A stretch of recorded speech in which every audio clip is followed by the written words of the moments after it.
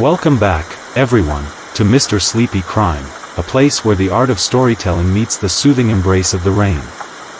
I know many of you use these videos as your gateway to relaxation and sleep, so before you drift off tonight, I'd love to hear from you. Drop a comment to let us know where you're watching from and what time it is for you.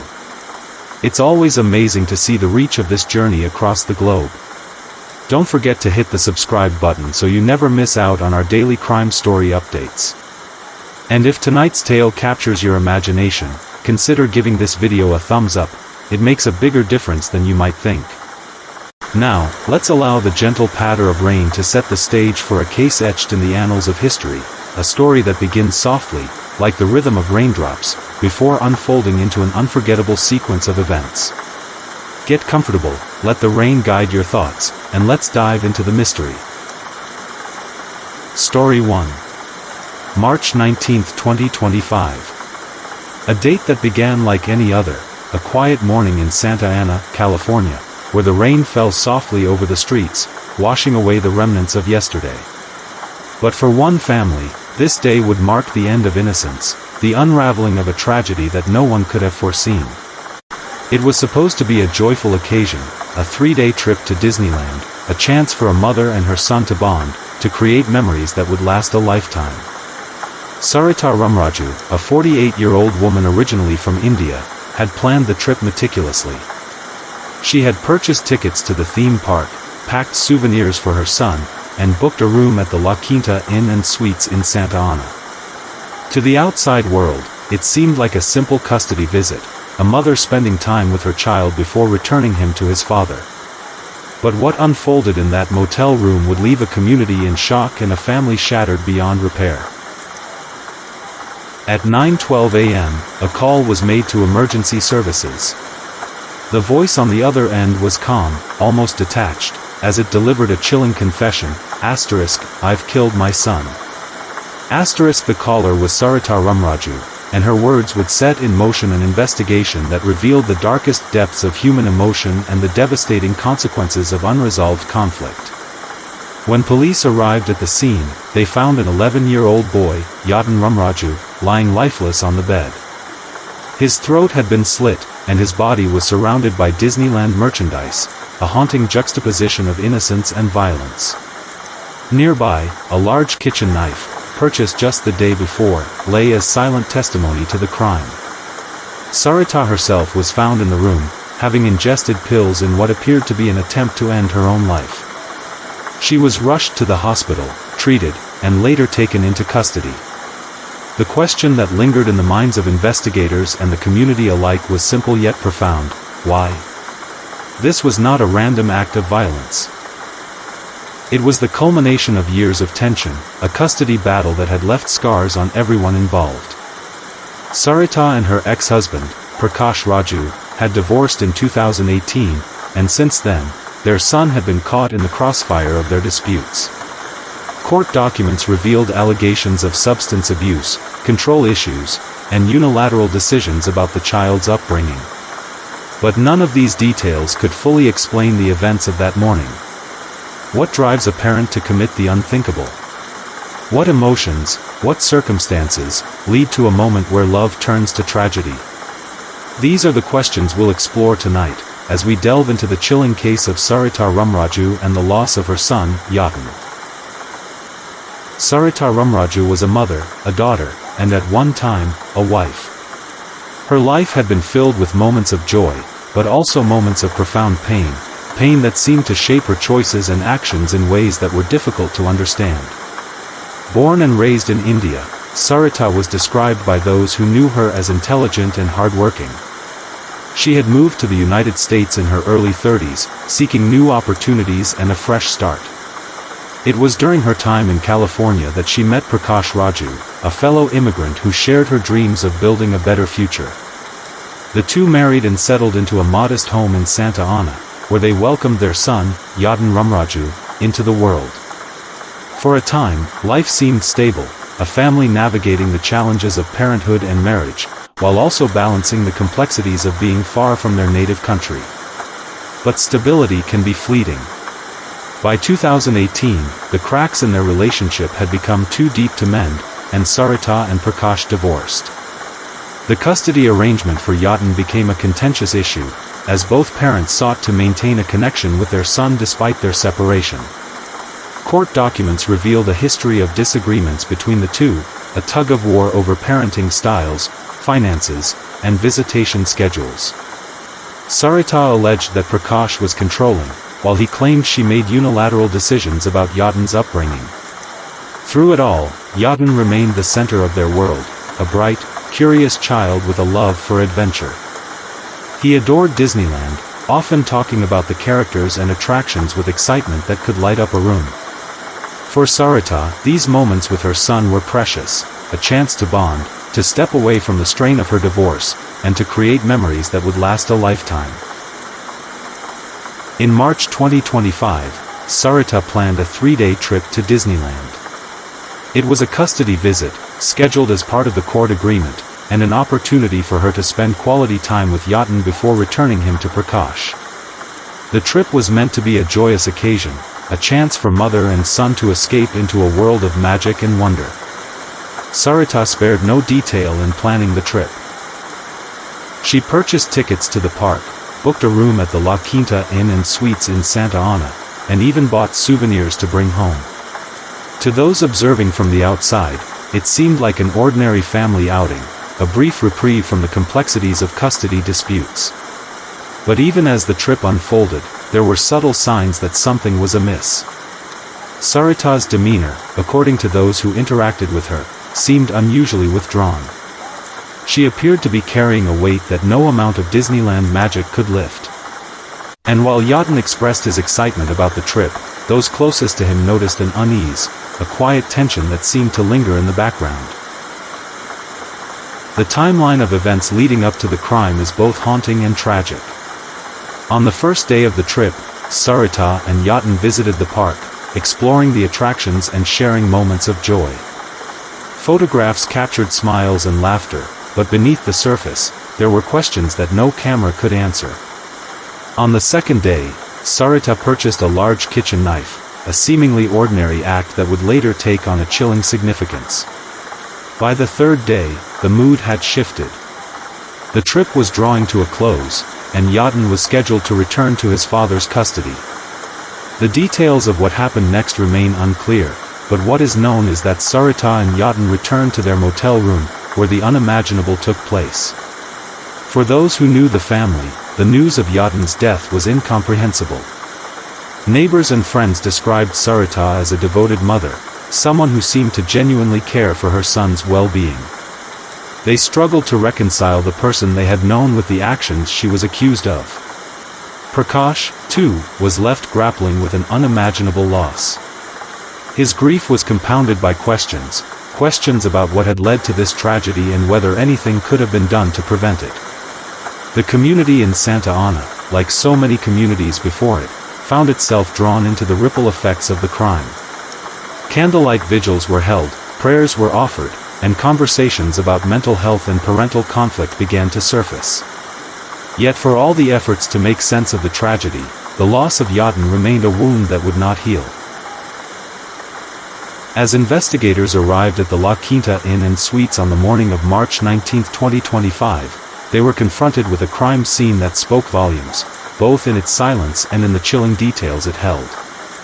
The motel room, ordinary in its layout, had become the setting for an act of violence that would leave lasting ripples in its wake.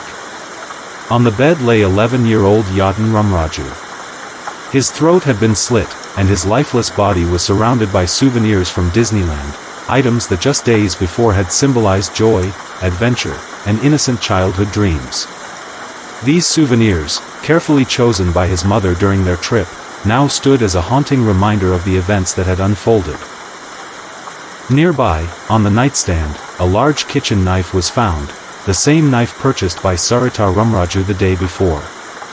Its presence at the scene was a grim testimony to the planning that had preceded the crime. Investigators also discovered an empty bottle of pills, which Sarita had ingested in what appeared to be an attempt to take her own life.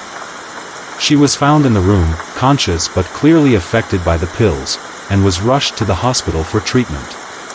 Her condition stabilized, allowing law enforcement to take her into custody shortly afterward. Sarita's statements to the police were both chilling and perplexing. When questioned, she reportedly remained calm and composed, a demeanor that struck investigators as unusual given the gravity of her actions. Her confession was straightforward, "I killed my son. I didn't want him to go back to his father." These words, simple yet devastating, opened a window into the complex emotions and circumstances that had led to the crime. As the investigation progressed, additional pieces of evidence were collected, each contributing to the story investigators were piecing together. Alongside the knife and the souvenirs, Sarita's phone records and personal writings were examined, revealing a pattern of communication that hinted at her state of mind in the days leading up to the crime. Text messages sent to friends and family showed signs of distress, as well as hints of unresolved tension related to the custody arrangement. Soon after her arrest, Sarita was formally charged with murder under special circumstances, a designation reserved for cases involving particularly heinous acts or motives. The charges carried the possibility of the death penalty, a stark reminder of the gravity of the crime and the legal system's stance on acts of this nature. Prosecutors argued that the crime was premeditated, citing the purchase of the knife and Sarita's statements to law enforcement as evidence of her intent. The defense, however, painted a different picture, one of a mother overwhelmed by years of custody battles and emotional strain. They raised questions about her mental state, suggesting that her actions may have been driven by psychological distress rather than pure malice. The legal proceedings captured the attention of not only the local community but also the broader public. News outlets reported extensively on the case, dissecting every detail and offering expert analysis on the potential outcomes. For many, the trial became a focal point for discussions about family dynamics, custody disputes, and the profound impact of mental health on decision-making. In Santa Ana, the community grappled with the emotional toll of the tragedy. Candlelight vigils were held for Yadin, as neighbors and friends came together to mourn the loss of a young life taken too soon. The sight of the child's photographs displayed among flickering candles evoked both sorrow and a deep sense of injustice. The motel where the crime occurred became a symbol of the event, its unassuming exterior masking the pain and loss experienced within its walls. For those who frequented the area, passing by the La Quinta Inn and Suites became a quiet reminder of the fragility of life and the importance of vigilance in addressing familial and mental health challenges. Prakash Raju, Yatin's father, faced an unimaginable grief.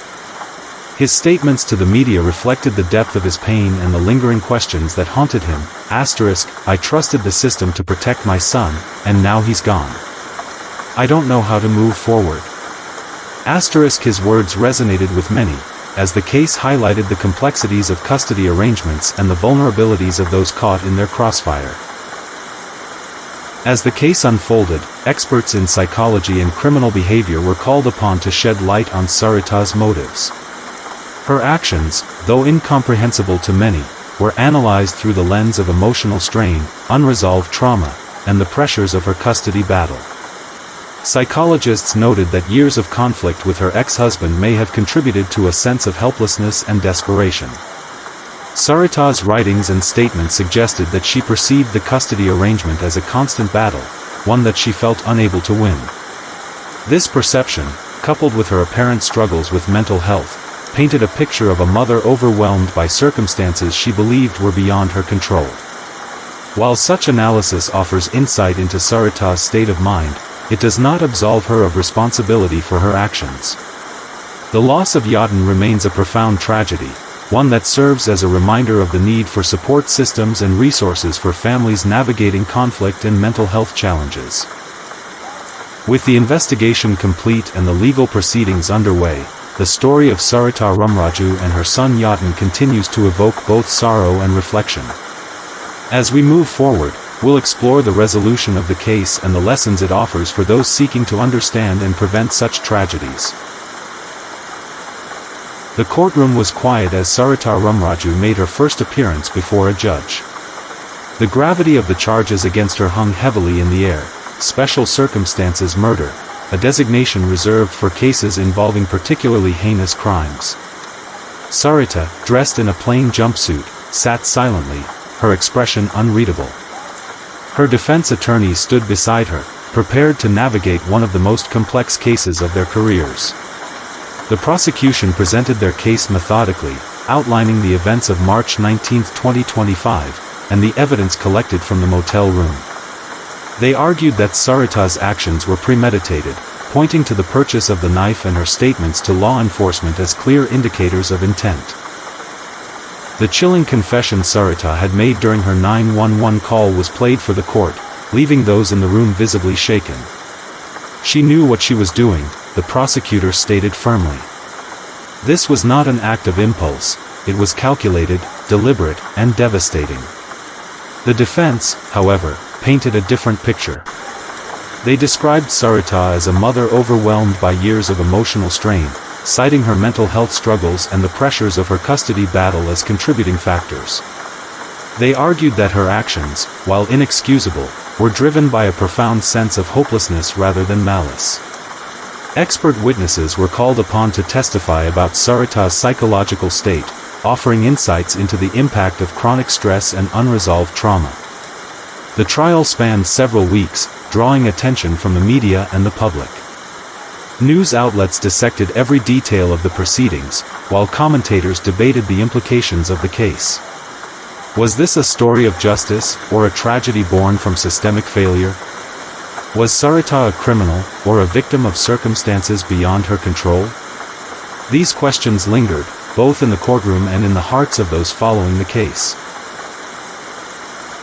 As the trial came to an end, the broader implications of the case began to emerge. Discussions about custody arrangements and parental conflict took center stage, as experts highlighted the challenges faced by families navigating divorce and co-parenting. The court documents revealed a history of disagreements between Sarita and her ex-husband, Prakash Raju, disagreements that had placed Yatan at the center of a battle neither parent seemed able to resolve. This case also underscored the importance of mental health support for parents and children alike. Sarita's psychological state, while not excusing her actions, shed light on the need for resources and interventions that address emotional strain before it leads to tragedy. Advocates called for increased awareness of mental health challenges in custody disputes, emphasizing the need for systemic change to protect vulnerable families. For the community in Santa Ana, the loss of Yatan remained an open wound. Vigils were held in his memory, and conversations about preventing similar tragedies continued. The motel where the crime occurred became a quiet symbol of the events, a place where grief lingered, even as life went on around it. The pain of this case is immeasurable. Yatan Ramraju, a bright, curious child with a love for adventure, was taken from the world far too soon. His absence is felt not only by his family but by all who knew him and followed his story. Sarita's journey through the legal system is far from over, and the questions that remain, about motive, justice, and the human capacity for resilience, will continue to be debated. But as we reflect on this tragedy, it is essential to remember the lessons it offers. While justice may be served in the courtroom, the pain of this loss will linger in the hearts of those who knew and loved Yatan. It is a reminder of the fragility of life, the importance of compassion, and the need for systems that support families in times of conflict and crisis. Story 2. The Vanishing at Emerald Lake. In the summer of 1987, a small lakeside community would forever be changed when a local photographer vanished without a trace. The peaceful waters of Emerald Lake had always been a sanctuary for those seeking solitude and natural beauty, but after that fateful July evening, the gentle ripples on its surface seemed to whisper of mysteries beneath. Emerald Lake earned its name from the remarkable green hue its waters took on during late afternoon sunlight. The surrounding pine forests created a perfect frame for the water, their reflection doubling their majesty on calm days. Nestled in a valley between rolling hills, the lake was accessible by a single winding road that meandered through dense woodland before revealing the breathtaking view that had captivated visitors for generations. Several dozen cabins and permanent homes dotted the shoreline, most built in the 1950s and 60s when the area first became a retreat for those seeking escape from city life. The town itself was modest, a general store that doubled as a post office, a small diner known for homemade pie that attracted weekend tourists, and a community center that hosted everything from town meetings to the annual summer festival. The residents knew each other by name, their lives intertwined through decades of shared experiences, seasonal celebrations, and the occasional disagreement that was impossible to avoid in such close quarters. Children grew up swimming in the cool waters during summer breaks, teenagers found hidden coves for first kisses, and elderly residents claimed the lake had healing properties for their aging joints. Marion Wells had been a fixture at Emerald Lake for nearly 15 years by the summer of 1987. At 43, she was neither the oldest nor the youngest permanent resident, but she held a special place in the community's heart. Originally from Boston, Marion had discovered the lake during a cross-country photography trip and, as she often told newcomers with a knowing smile, the lake claimed me before I could claim it. Within 6 months of her first visit, she had sold her city apartment, purchased a modest cabin on the eastern shore, and established herself as the area's unofficial chronicler. Marion's photography had started as a passion but evolved into a respectable career. Her work appeared in nature magazines, travel publications, and she had published 2 coffee table books showcasing the changing seasons at Emerald Lake. Her cabin's walls displayed her favorite images: sunrise over still waters, deer drinking at the shoreline at dusk, ice formations along the rocks during particularly cold winters. But Marion didn't limit herself to landscapes. She documented the community itself: children's birthday parties, weddings at the lakeside, holiday gatherings at the community center. Her camera was as familiar a sight as her trademark denim jacket and the wide-brimmed hat she wore to shield her face from summer sun. Those who knew Marion described her as thoughtful and observant, qualities that served her well in her chosen profession. She spoke with a slight Boston accent that 15 years in rural surroundings hadn't erased, and she had a habit of twisting a strand of her graying auburn hair when deep in thought. She lived alone save for a black Labrador named Shadow who accompanied her on daily walks along the lakeshore and hiking trails. Though private about her past, she was generous with her time, teaching photography workshops for interested locals and donating her images for community fundraisers. The day Marion disappeared began like any other summer day at Emerald Lake. July 17th dawned clear and promised the kind of perfect weather that brought residents outdoors and visitors to the public beach. Marion was seen having breakfast at the local diner around 8:30 that morning. She chatted with the waitress about plans to photograph a pair of eagles that had nested on the far side of the lake, mentioning she might take her small rowboat out to get closer to their habitat. Several people recalled seeing her loading her camera equipment, a Nikon F3 camera with several lenses, her tripod, and the weatherproof bags she used to protect her gear, into her boat around 10 a.m. Mrs. Eleanor Tompkins, whose cabin had a direct view of the lake's western cove, reported seeing Marion's boat near the eagle nesting area around noon. She was standing carefully, adjusting something on her camera, Mrs. Tompkins later told investigators. I remember thinking she should be careful about her balance in that small boat. That was the last time anyone saw her. When Shadow returned to the marina alone around 4 p.m., wet and agitated, the owner, James Harrington, knew something was wrong.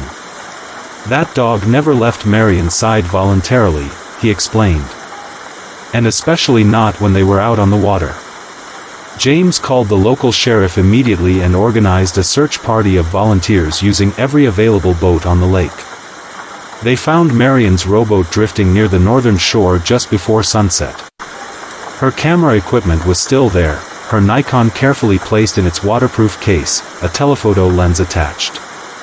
Her notebook was open to a page with hastily scribbled observations about the eagle's behavior and a rough sketch of their nest location. A half-empty water bottle and an untouched sandwich in her cooler suggested she had planned to stay out longer. But Marion herself was nowhere to be found. As twilight deepened into night, flashlights scanned the shoreline while boats continued to patrol the water. Sheriff Robert Thompson called in additional officers from neighboring counties, and by morning, a formal search and rescue operation was underway. Divers explored the lake depths while teams with dogs combed the surrounding woods. Marion's cabin was examined for any clues, but everything appeared normal. Dishes washed in the sink, bed neatly made, upcoming photography assignments noted on her calendar. Days passed without any sign of Marion. The eagles she had gone to photograph continued their daily routines, oblivious to the human drama unfolding below their nest. Shadow refused to leave the dock, watching each returning boat with hopeful eyes that gradually grew more distant as the search continued without result. The community rallied as communities do in times of crisis. Volunteers prepared meals for search teams, local businesses donated supplies, and Marion's photography students organized a system to feed Shadow and maintain her cabin in her absence. "She's coming back," insisted Lily Chen, a 16-year-old who had been taking lessons from Marion that summer. "She knows these waters better than anyone." But as July turned to August, hope began to fade. The official search was scaled back after 2 weeks of exhaustive efforts yielded nothing. Theories multiplied in the absence of evidence. Some suggested Marion had fallen overboard and drowned, though no body was recovered despite extensive diving operations. Others wondered if she had encountered trouble on shore, perhaps an animal attack or a fall in the rugged terrain around the lake. A few whispered about the possibility of foul play, though Marion had no known enemies and her gentle nature made conflict unlikely. The mystery deepened when Marion's film from that day was developed. The final exposures showed the eagle nest from various angles, exactly as expected.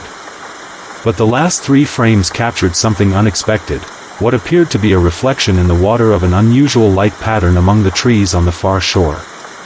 Photography experts couldn't determine exactly what had created the effect, whether it was natural sunlight filtering through leaves or something else entirely. Did Marion notice something that prompted her to go ashore to investigate? The images raised questions but provided no answers.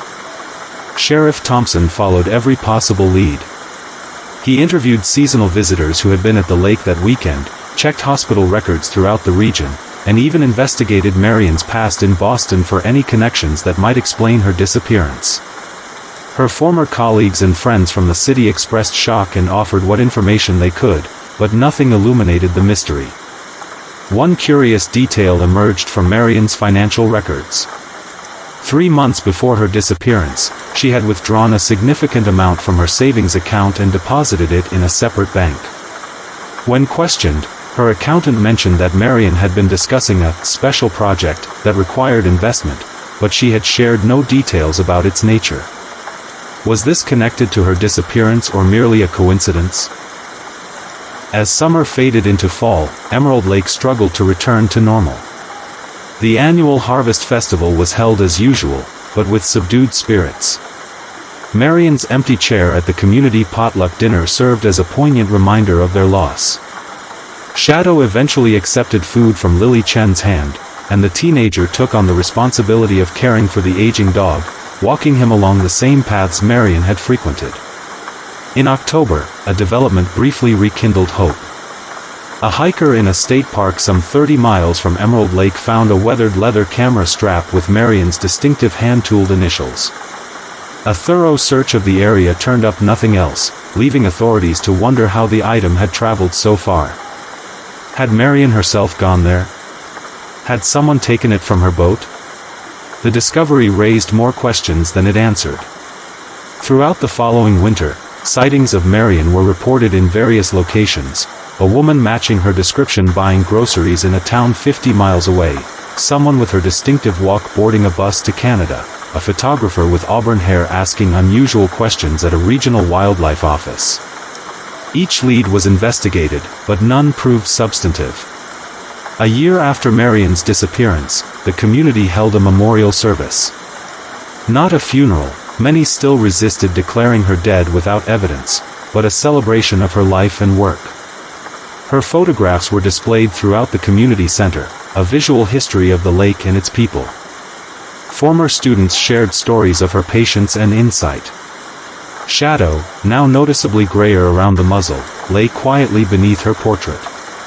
The investigation remained officially open but inactive as years passed.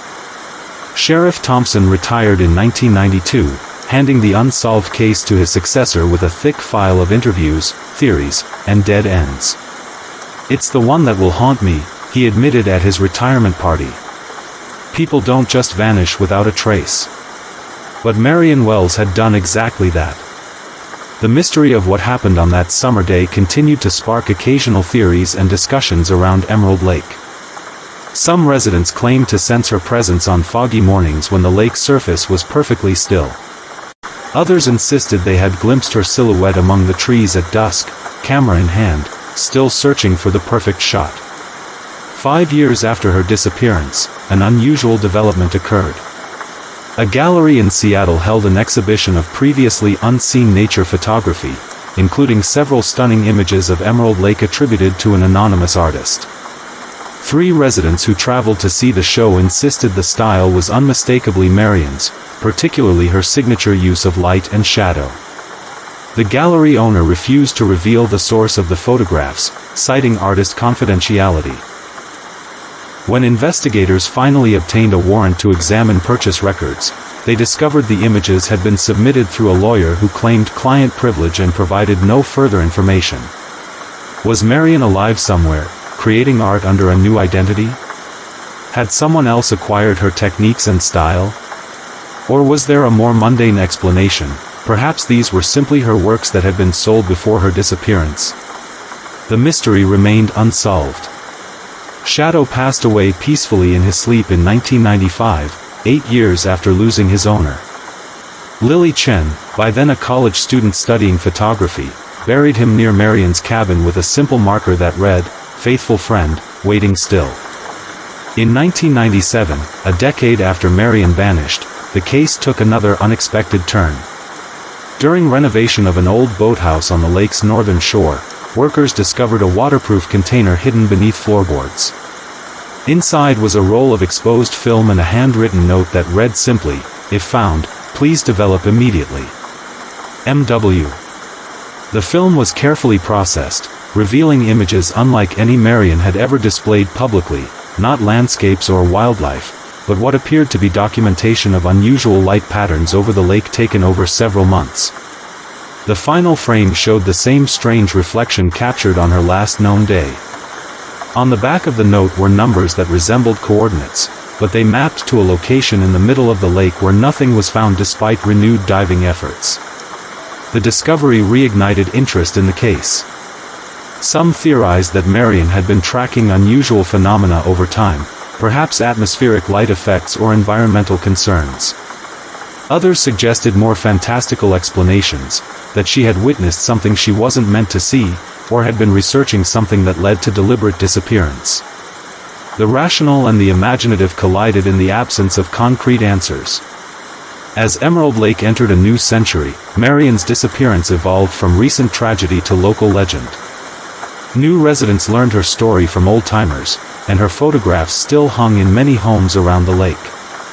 Her cabin, eventually sold by distant relatives, retained her darkroom intact at the insistence of preservationist-minded community members. The official investigation file gathered dust in county archives, occasionally examined by curious detectives or true crime enthusiasts seeking to solve the cold case. Theories ranged from accident to voluntary disappearance to foul play, but no single explanation satisfied all the known facts. Perhaps most telling was the local children's habit of falling silent when passing the spot where Marion's empty boat was found.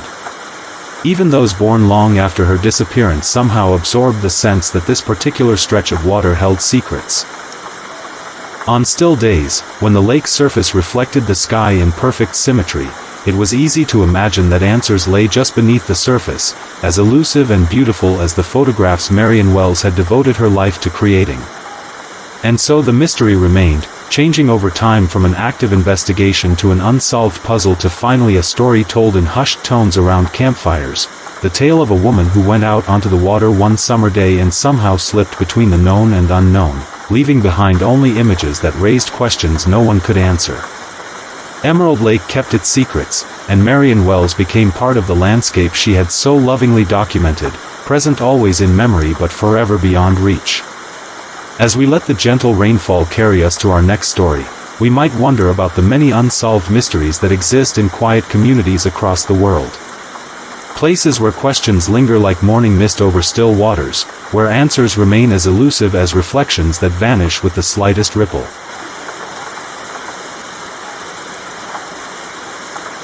Story 3. Willow Creek lay hidden deep within a valley of towering evergreens, a town that seemed timeless in its quiet simplicity. The rain was not just a visitor, it was a constant companion, a rhythmic backdrop to the lives of its residents. On any given day, the sound of water would blend with the rustling of leaves, creating an orchestra of calm. The streets were often cloaked in mist, blurring the edges of reality, making everything seem just a little more mysterious. The creek that gave the town its name snaked through its center, its waters shimmering under faint moonlight. It whispered secrets to those who listened closely, secrets carried by the rain and the breeze. If you stood still long enough, you could almost feel the weight of history pressing against you, as if the town itself were alive, watching, waiting. In the heart of Willow Creek, the Harlow family lived in a modest house at the edge of the woods. Samuel Harlow spent his days carving intricate designs into wood, his hands steady and precise. Eleanor, his wife, filled the local school's classrooms with warmth and wisdom, shaping young minds while keeping her own family close-knit. Ava and Thomas, their children, were playful and curious, the kind of kids who chased fireflies and built forts out of fallen branches. Their home, surrounded by trees, was a beacon of life and light. Yet, amidst the serenity, there was an undeniable sense that the rain knew more than it let on.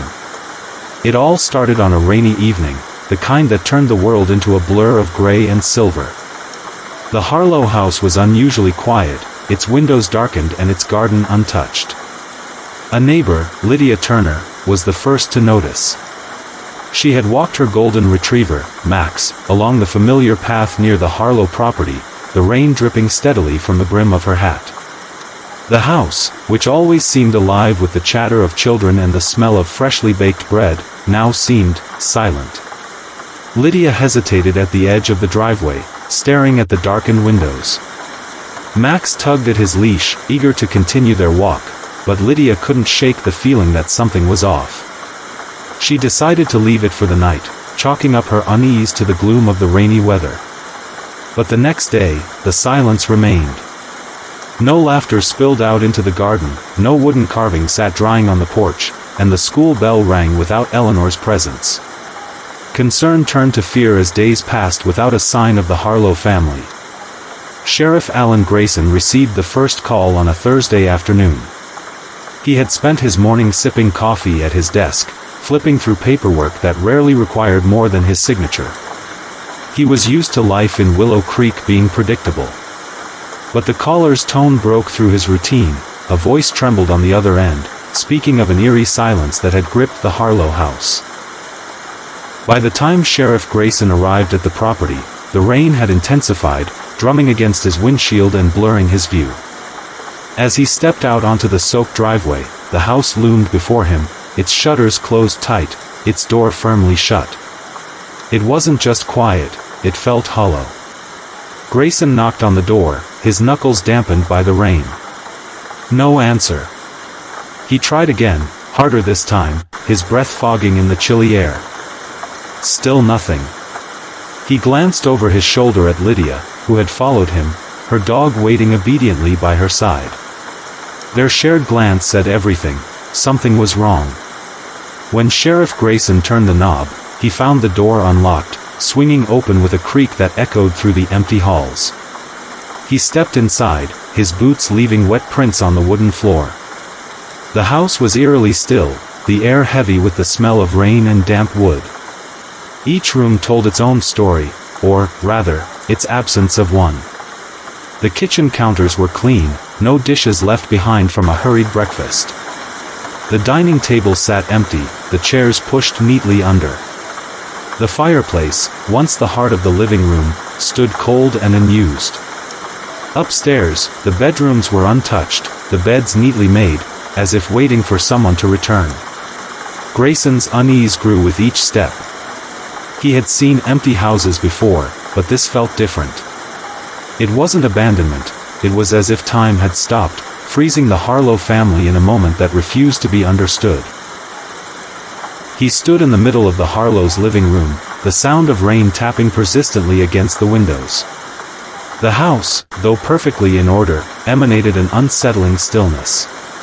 Everything was in its place, except for its inhabitants. It wasn't abandonment, it was a void. There was no sign of struggle, no hastily packed suitcases, no farewell note.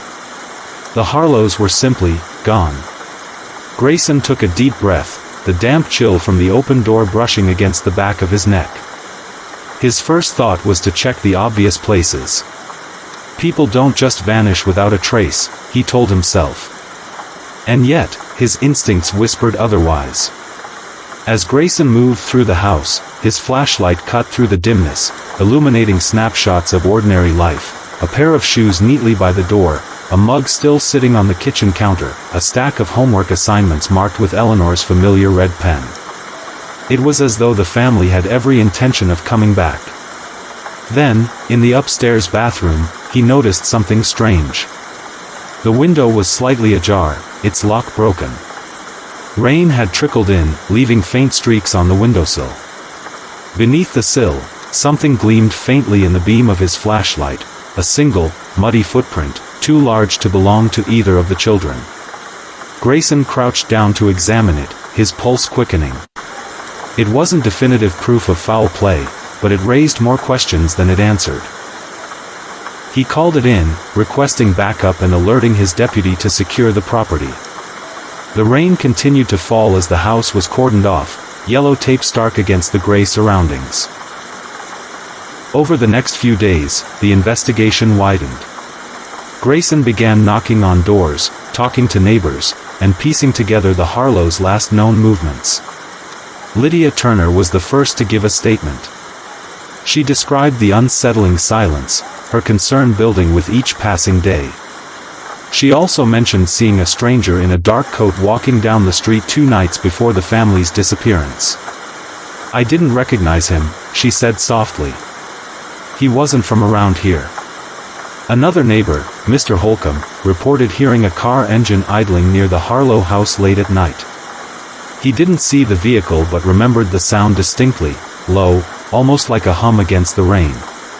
These statements were enough to suggest that someone, perhaps an outsider, had been near the property around the time of the family's disappearance. Grayson combed through the town's records, looking for anyone who might have had a reason to harm the Harlows. Samuel and Eleanor were well liked, their lives unmarked by conflict or controversy. It seemed impossible that anyone would target them deliberately.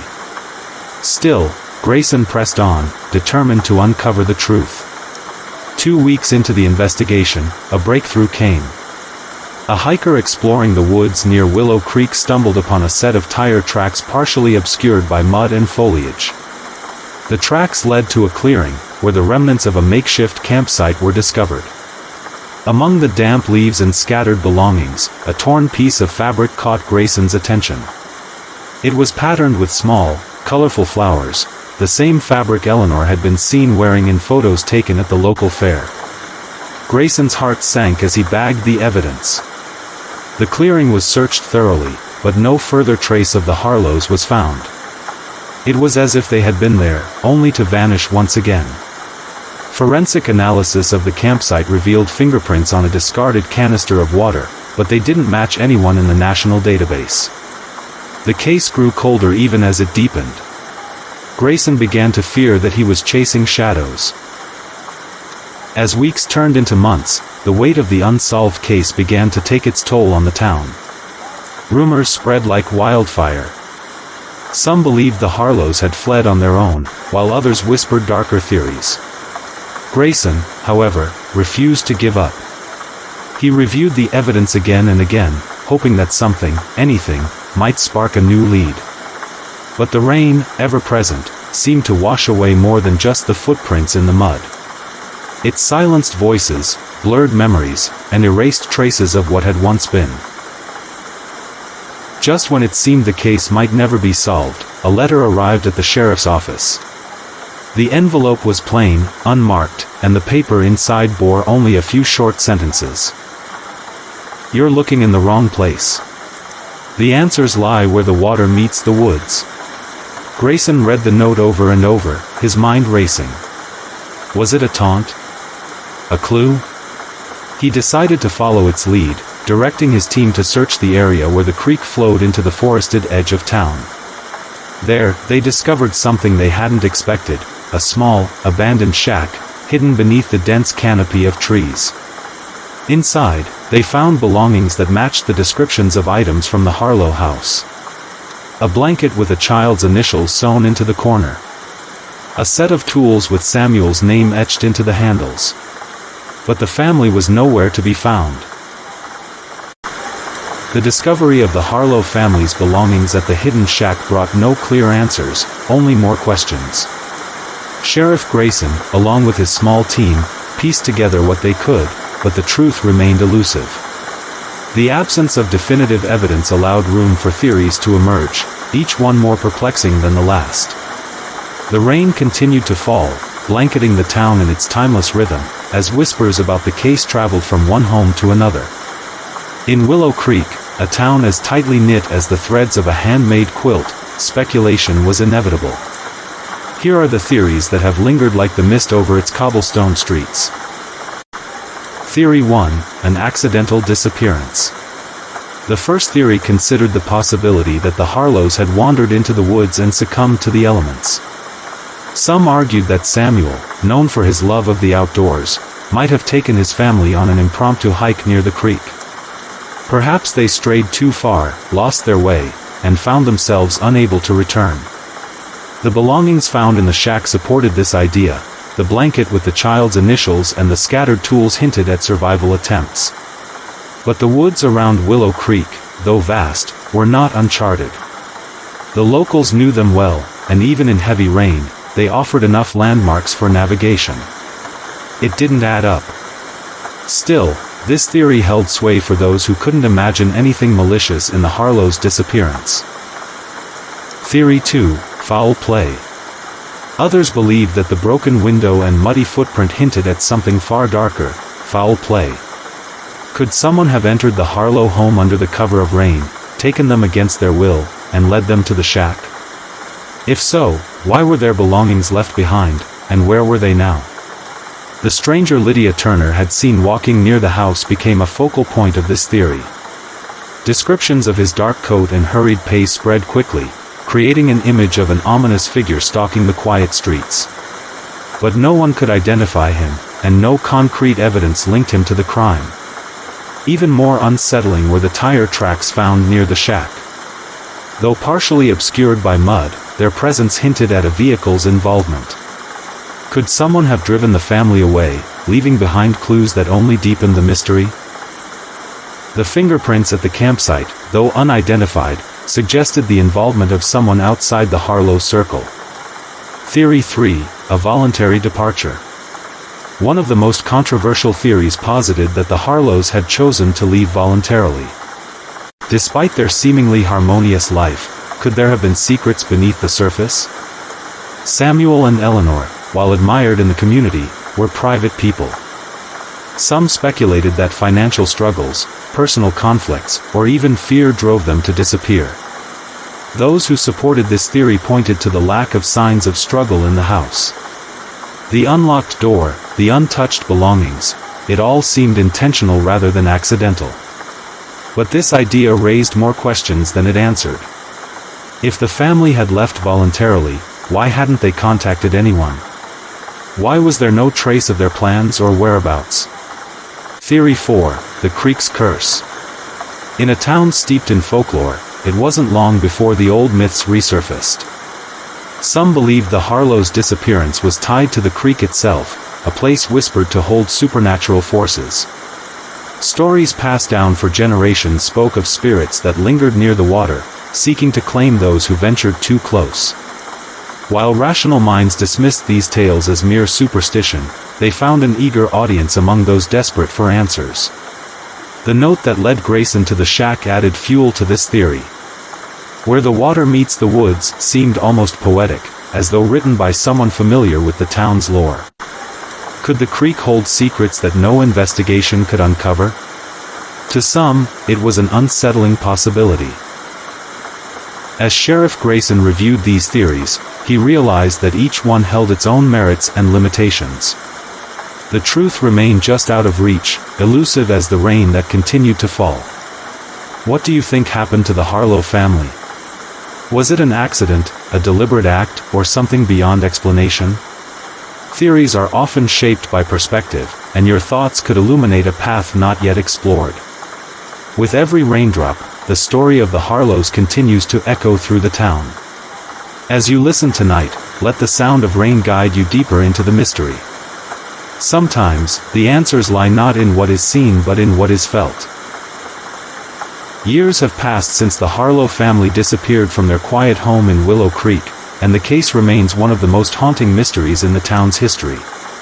Despite the countless hours Sheriff Alan Grayson and his team devoted to the investigation, despite the whispers and theories that spread through the community like the rain itself, no definitive answers have ever been found. The belongings discovered at the shack near the creek were catalogued and preserved, but they provided no clear path forward. The fingerprints remained unidentified, and the tire tracks faded from the mud before more evidence could be gathered. The note, cryptic and unsettling, offered a direction but no resolution. And the Harlows? They were gone, as if carried away by the rain, leaving behind only traces of their existence. The case file, thick with reports, photographs, and witness statements, sits locked in a cabinet at the sheriff's office, its pages untouched for years. Grayson, now retired, often reflects on the case that defined his career, not for the answers it provided, but for the questions it left behind. He still remembers the sound of the rain on the night he first stepped into the Harlow house, the eerie quiet that filled its rooms, and the overwhelming sense that something was just out of reach. The Harlow case has left an indelible mark on Willow Creek. For some, it serves as a cautionary tale, a reminder of how fragile and fleeting life can be. For others, it's a mystery to be solved, a puzzle waiting for the right pieces to fall into place. And for a few, it's a story woven into the fabric of the town, an echo of its rainy nights and foggy mornings. Perhaps the greatest lesson of the Harlow case is the power of questions themselves, the way they drive us to seek, to learn, to connect. In the absence of definitive answers, the town has found meaning in the act of wondering. What could have happened? Why did it happen here, in this quiet place? And could it ever happen again? Theories continue to evolve, shaped by new perspectives and the passage of time. Some hold fast to the idea of foul play, pointing to the muddy footprint and the broken window as undeniable evidence. Others cling to the notion of voluntary departure, imagining a family so desperate for escape that they left everything behind. And a few still whisper about the creek, its secrets hidden beneath the flowing water. But perhaps the most haunting possibility is one that can't be neatly categorized. Maybe the truth lies somewhere in the spaces between the theories, in the shadows, in the rain, in the unknown. As the rain continues to fall in Willow Creek, its rhythmic patter serves as a constant reminder of the night the Harlow family disappeared. The mystery remains unsolved, the case file closed yet incomplete. But the story lives on, whispered by those who remember, shared by those who wonder, and carried forward by the rain itself. And now, as you listen to the sound of the rain mingling with this tale, I invite you to reflect. What do you think happened to the Harlows? Could they still be out there, somewhere, living a life no one could have imagined?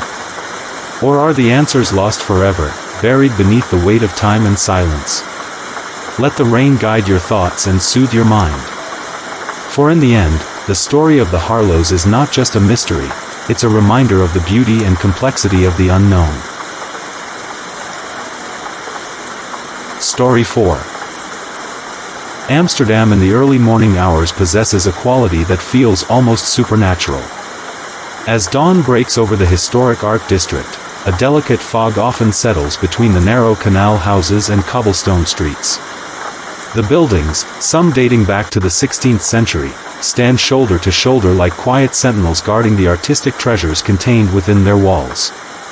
On this particular morning, the fog was especially thick, cloaking the city in a gentle, pearl-gray light that softened every edge and muffled every sound. Nestled between a quaint café and a boutique bookshop stands the Vermeer Gallery, small compared to the grand museums Amsterdam is known for, but revered among art cognoscenti for its carefully curated collection. The red brick building with its understated facade gives little indication of the masterpieces housed inside. Unlike the Rijksmuseum or the Van Gogh Museum with their crowds of tourists, the Vermeer Gallery offers an intimate experience with artworks of exceptional quality.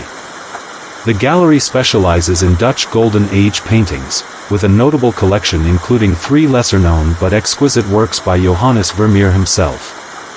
These paintings, each no larger than a modern laptop screen, were considered jewels of the collection, intimate domestic scenes captured with Vermeer's signature mastery of light. Art historians particularly valued these works as they represented some of the artist's earlier explorations of technique, offering insights into his artistic development. Alongside these centerpieces, the gallery displayed works by contemporaries of Vermeer, delicate still-life paintings by Willem Caff, atmospheric landscapes by Jacob van Ruysdael, and several interior scenes by Peter de Hooch. Though small, the gallery had earned international acclaim for the exceptional quality and historical significance of its collection. Hendrik Voss had served as chief curator for the Vermeer Gallery for nearly 15 years. A meticulous man with a scholarly disposition, he typically arrived at the gallery at precisely 7:30 each morning to prepare for the day, walking through the rooms in contemplative silence before the doors opened to the public at 10. This ritual allowed him a private communion with the artworks he had dedicated his life to studying and protecting. On this particular Tuesday in October, Hendrik arrived exactly on schedule, nodding politely to the security guard who unlocked the staff entrance for him. He hung his coat in his office, prepared a cup of tea, and began his morning rounds. The stillness of the gallery in these early hours was something he treasured, just as footsteps on the polished hardwood floors and the gentle tick of the antique clock in the main hall. As he entered the east wing, where the Vermeer paintings were displayed, he paused. Something felt different. The room appeared somehow emptier, the lighting subtly altered. It took his mind several moments to process what his eyes were seeing. Where 3 priceless Vermeer paintings had hung just yesterday, there were now only empty spaces on the wall, the subtle discoloration of the paint behind them forming perfect rectangles that marked their absence. Hendrik stood motionless, his teacup suspended in midair. His mind struggled to comprehend the scene before him. Perhaps the paintings had been moved for cleaning or examination. But no, he would have known about such a plan. Perhaps this was some sort of elaborate prank? But who would dare? After several long moments of stunned silence, Hendrik finally managed to place his teacup on a nearby bench. With hands that had begun to tremble slightly, he reached for his phone and called the gallery's security director. "Thomas," he said, working to keep his voice steady. "The Vermeers are gone. All 3 of them. Please come to the East Wing immediately." Within minutes, the quiet morning routine of the gallery transformed. Thomas arrived first, his face draining of color as he confirmed what Hendrik had reported. Security footage would need to be reviewed, police contacted, but first, a thorough search of the premises. As Hendrik watched Thomas speak urgently into his radio, summoning all security personnel on duty, a curious numbness settled over him. The paintings he had studied for years, had written scholarly articles about, had personally guided countless visitors to appreciate, simply gone. The empty spaces on the wall seemed to stare back at him accusingly, as if demanding an explanation he couldn't provide. Soon the gallery filled with staff members, their morning greetings replaced by hushed, anxious conversations. The assistant curator, Marieke, approached Hendrik with wide eyes. "Could they have been moved for the upcoming exhibition?" she asked, her voice barely above a whisper. Hendrik shook his head slowly. The exhibition plans didn't involve moving those particular works. They were meant to remain exactly where they were. As security personnel began reviewing access logs and examining door locks, Hendrik noticed the gallery director, Willem Clausen, arriving. A tall man with silver hair and a normally unflappable demeanor, even Willem appeared shaken as he surveyed the empty wall spaces. No signs of forced entry, Thomas reported, returning from his initial assessment. The alarm system was never triggered. All exterior doors remained locked until this morning's opening procedures. That's impossible, Willem responded, his voice unnaturally tight. Those paintings were secure behind individual alarm sensors. How could anyone remove them without setting off every alarm in the building? No one had an answer. As the initial shock began to give way to methodical investigation, the full weight of what had happened settled over the gathered staff. 3 irreplaceable masterpieces, valued not just for their monetary worth but for their cultural and historical significance, had vanished seemingly without trace.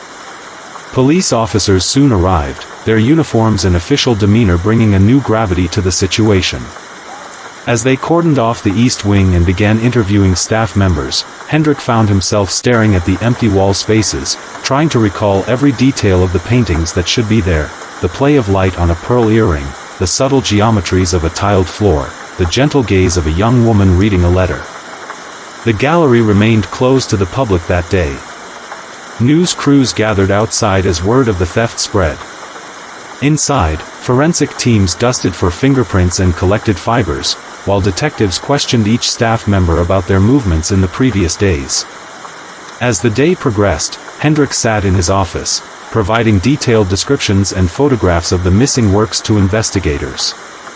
How could paintings that had survived wars, relocations, and centuries of history simply disappear on his watch?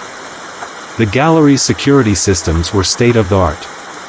The staff were all trusted professionals, many having worked there for years. What could have happened to these irreplaceable pieces of history? Who could have orchestrated such a precise theft, leaving no evidence behind? And perhaps most troubling of all, where were these masterpieces now, removed from their carefully controlled environment and proper security? As evening approached and the rain continued to fall gently outside, these questions hung in the air, awaiting answers that seemed impossibly distant. The investigation into the missing Vermeer paintings began in earnest as the first day stretched into evening. Chief Inspector Meyer of Amsterdam's Art Crime Division arrived personally to oversee the case. A veteran of numerous high-profile art thefts, Meyer possessed a methodical mind and unflinching patience, qualities that had earned him respect throughout Europe's law enforcement community. His first action was to review the gallery's security systems with Thomas, the security director. The Vermeer Gallery employed multiple layers of protection, motion sensors throughout the building, individual alarm triggers on each valuable painting, pressure sensors under certain floor tiles, and a comprehensive camera system covering every room and corridor. Each security element operated on separate systems, making it nearly impossible for a single failure to compromise the entire network. All systems show normal operation throughout the night, Thomas explained, scrolling through logs on his computer screen. No alarms triggered, no motion detected, no loss of power or signal. Inspector Meyer studied the records carefully. And the morning security checks? Performed as usual at 6:30 a.m. by our night guard before shift change. Everything registered as normal. So the paintings disappeared without triggering a single alarm. Between 6:30 a.m. and 7:30 a.m. when the curator arrived, Meyer summarized, his expression betraying nothing. That's the troubling part, Thomas admitted. During that hour, both the night guard and morning security were present, with continuous monitoring of the security desk. The inspector's team began a painstaking review of camera footage from the previous 48 hours. Every person entering or exiting the gallery would be identified and accounted for. Meanwhile, forensic technicians continued their meticulous examination of the East Wing, photographing and measuring the empty wall spaces where the Vermeers had hung. As night fell over Amsterdam, the soft patter of rain against the gallery windows provided a gentle counterpoint to the intensity of the investigation within. Staff members were asked to remain available, each interviewed individually in Hendrik's office, now temporarily commandeered by the police. By morning of the second day, a curious fact had emerged. Not a single piece of physical evidence had been discovered. No fingerprints other than those of authorized staff, no fibers, no tool marks on frames or wall fixtures, no footprints from unfamiliar shoes. It was as if the paintings had simply dematerialized from their places on the wall. Inspector Meyer gathered his team for a briefing. "We're dealing with professionals of the highest caliber," he noted, his voice calm but serious. "The timing suggests extensive knowledge of the gallery's operations. Let's expand our investigation to include detailed background checks on everyone with access to the building in the past 6 months." The gallery staff, although understanding of the necessity, found the scrutiny unsettling. Hendrik, who had barely slept, provided investigators with detailed information about the stolen works. "The 3 paintings represent Vermeer's early period," he explained, spreading photographs across the conference room table. "The first, young woman with a water pitcher, shows a female figure by a window, pouring water. The second, the music lesson, depicts a woman at a virginal with a male teacher. The third, woman reading a letter, shows just that, a woman absorbed in correspondence." Inspector Meyer nodded. "And their value?" Hendrik hesitated. "Monetarily, the 3 together would easily exceed 150 million euros. But their true value is incalculable. There are only 34 confirmed Vermeer paintings in existence worldwide. These 3 represent nearly 10% of his known work. Which makes them virtually impossible to sell on the open market," Meyer observed. "Precisely," Hendrik agreed. "Every major auction house and legitimate dealer would recognize them immediately. The art world is smaller than most people realize. So we're likely looking at a theft commissioned by a private collector," Meyer concluded. "Someone willing to pay handsomely for works they can never display publicly." The investigation continued methodically. Staff interviews revealed no unusual visitors, no unexpected deliveries, no deviations from normal procedures in the weeks leading up to the theft. Camera footage showed nothing suspicious, just the regular rhythm of gallery operations, tour groups moving through the rooms, staff performing their duties. On the afternoon of the 3rd day, a junior detective named Clara Backer made the first significant discovery. Assigned to re-examine every item collected from the gallery's east wing, she had been working through a box of material swept from beneath the benches.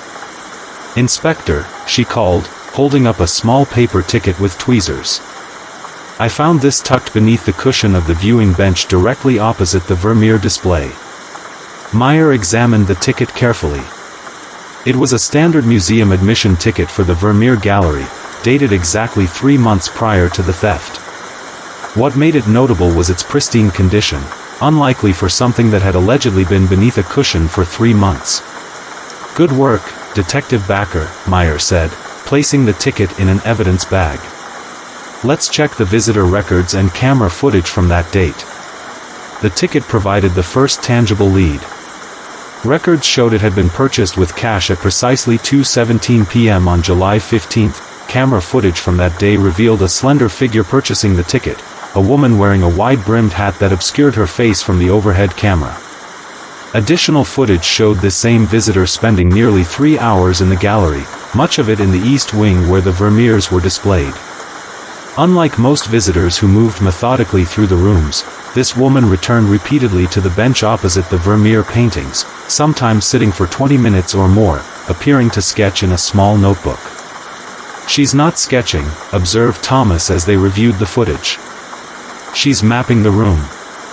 Look at how her eyes move from the paintings to the ceiling corners where our cameras are mounted, then to the ventilation grates and electrical outlets."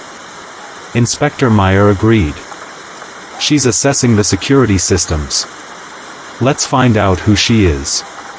Unfortunately, the woman had been careful. Her face was never fully visible to any camera.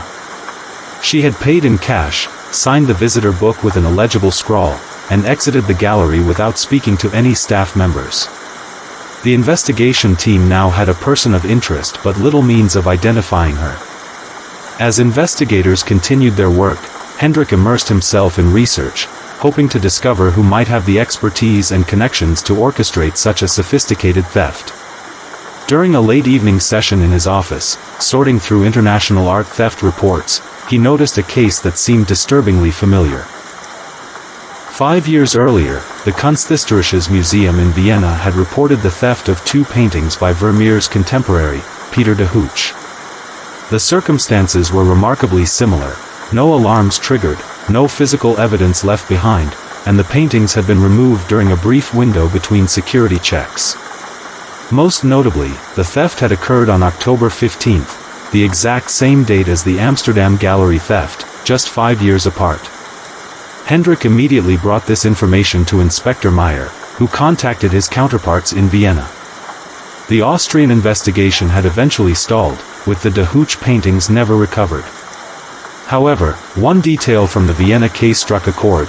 Witnesses had reported seeing a woman in a wide-brimmed hat visiting the museum repeatedly in the weeks before the theft, often sitting for extended periods in front of the de Hooch display. "This isn't coincidence," Meyer stated firmly during the next morning's briefing. "We're dealing with the same thief or organization." The October 15th date is significant, perhaps personally meaningful to someone involved. And the methodology is identical. The connection to Vienna expanded the investigation's scope. Records from other European museums were requested, searching for similar patterns and thefts. Insurance companies that specialized in art were contacted, along with international art crime databases. By the end of the first week, another pattern emerged. In the 3 months following each museum visit by the mysterious woman, a series of small thefts had occurred at the same institutions, nothing as valuable as the paintings, but items like maintenance tools, uniform fragments, and in one case, a set of internal security procedural documents. They were gathering intelligence, Detective Backer realized. Testing security responses with minor thefts, collecting materials and information for the main operation. Inspector Meyer nodded. This level of planning suggests we're looking at a highly organized team, not a single individual. And the Vienna connection gives us a new avenue to explore. What connects these specific artists? Why Vermeer and de Hooch particularly? Hendrik, who had been listening quietly, offered his expertise. They were contemporaries, both masters of interior domestic scenes. They shared similar techniques for depicting light and geometric space. In fact, some scholars believe they may have worked together or at least influenced each other significantly. So we may be looking at a thief with very specific artistic knowledge, Meyer concluded. Someone targeting related works for a reason beyond merely their value. As the rain continued to fall softly outside the gallery windows, the investigation had taken its first significant turn. The connection to Vienna provided not just new evidence, but context. This wasn't an isolated incident but part of a pattern, a carefully orchestrated series of thefts by someone with intimate knowledge of both art history and museum security. What remained unclear was the ultimate purpose. Were these thefts commissioned by a collector? Were they part of some larger scheme? And most pressing of all, could the team track down the mysterious woman before she disappeared completely, taking with her any hope of recovering the irreplaceable Vermeer masterpieces? The investigation entered its second week with renewed focus following the Vienna connection. Inspector Meyer expanded his team, bringing in specialists in financial crimes and international art trafficking. With the understanding that they were dealing with a sophisticated operation, the investigators widened their scope, looking beyond the immediate circumstances of the theft. Detective Backer had been tasked with reviewing the employment records of the Vermeer Gallery staff.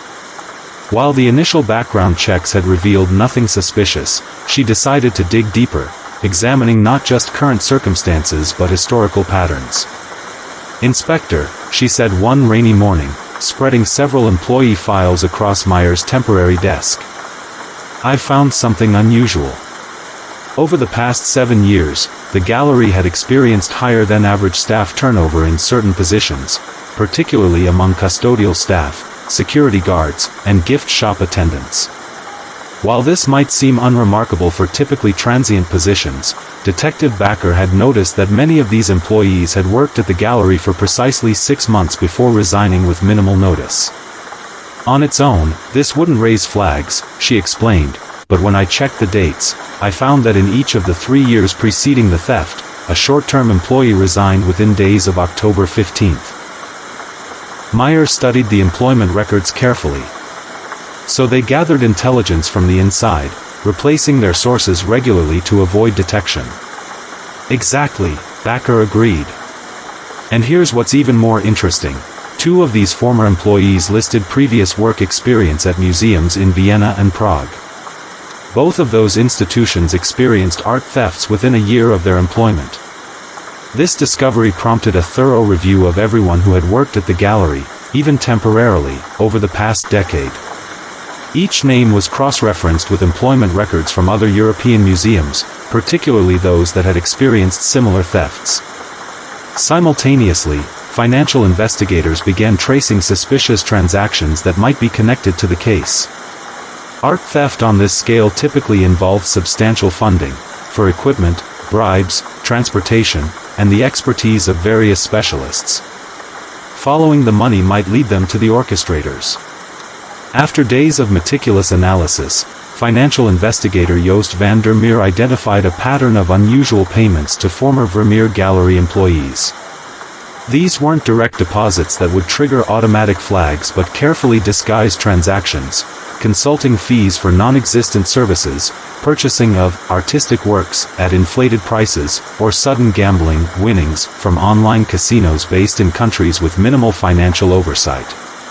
These payments range from €5,000 to €20,000, van der Meer explained during a team briefing. Small enough to avoid major scrutiny but large enough to buy cooperation. They'd been laundered through at least 3 intermediaries before reaching the recipients. Can we trace them back to the source? Meyer asked. Van der Meer nodded. Partially.